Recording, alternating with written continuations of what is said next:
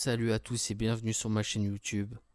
Aujourd'hui je vais vous raconter l'histoire du légendaire El Manso. N'hésitez pas à vous abonner, à liker et à me dire en commentaire de qui vous aimeriez qu'on parle la prochaine fois. Bonne vidéo.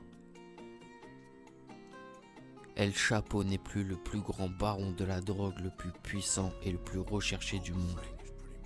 L'ennemi public numéro 1 s'appelle désormais El Manso, plus mystérieux que son compatriote. Le chef du cartel de Jalisco nouvelle génération a la réputation d'être ultra violent. Les États-Unis ont déjà promis 10 millions de dollars pour quiconque fournira des informations menant à son arrestation. Si t'as pas peur de mourir et que t'as des informations, t'as envie de devenir riche, 10 millions de dollars quand même. Mais je te garantis pas les 24 heures. Écoute la suite, il rigole zéro le gars. Son cartel fait partie des 5 organisations criminelles les plus dangereuses au monde.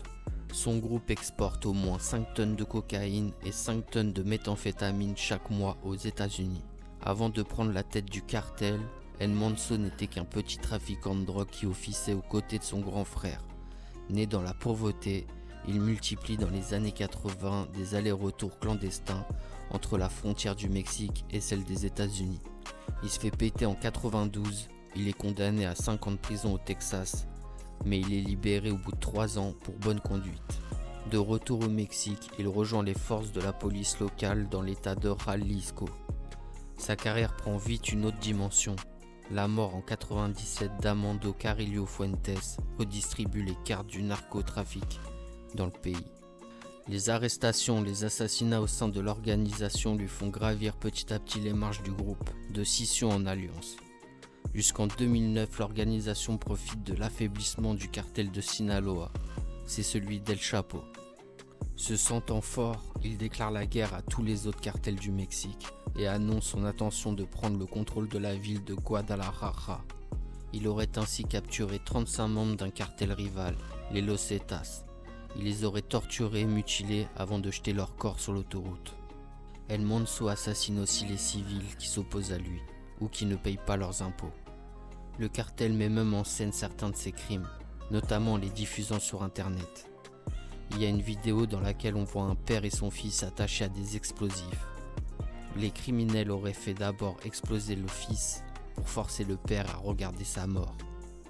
Il y a plein de vidéos qui tournent sur internet, je vous mettrai pas les liens dans la description, mais c'est facilement trouvable.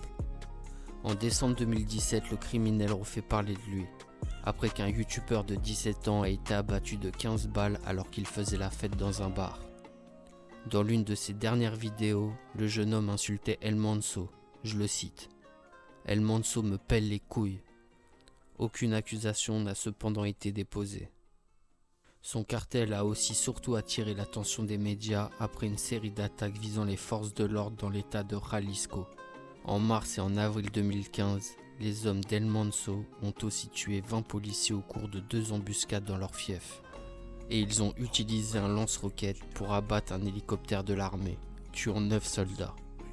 Dans le même temps, le groupe se développe à l'international, en Asie et en Europe. Sa fortune est estimée à 50 milliards de dollars, soit plus du double du cartel de Sinaloa, celui d'El Chapo, estimé à 20 milliards de dollars. L'arrestation d'El Chapo lui a permis de faire des affaires aux États-Unis et dans le monde.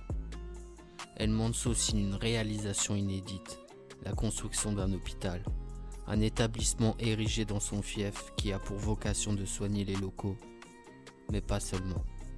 Également pour les membres de sa garde rapprochée et ses combattants blessés lors d'affrontements avec les forces de l'ordre. Mais c'est surtout un investissement destiné à remercier les gens de la région qui fournissent la logistique. Jamais une organisation criminelle n'a joué à ce point la carte du service public.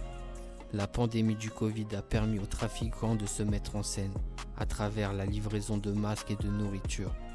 Dans le passé, les membres des États ont construit des routes réclamées par les paysans. Mais bâtir un hôpital à la barbe de l'État mexicain, nul n'avait osé. El Manso continue d'écrire sa légende. Il est dans la même catégorie que El Chapo et Pablo Escobar. À bientôt.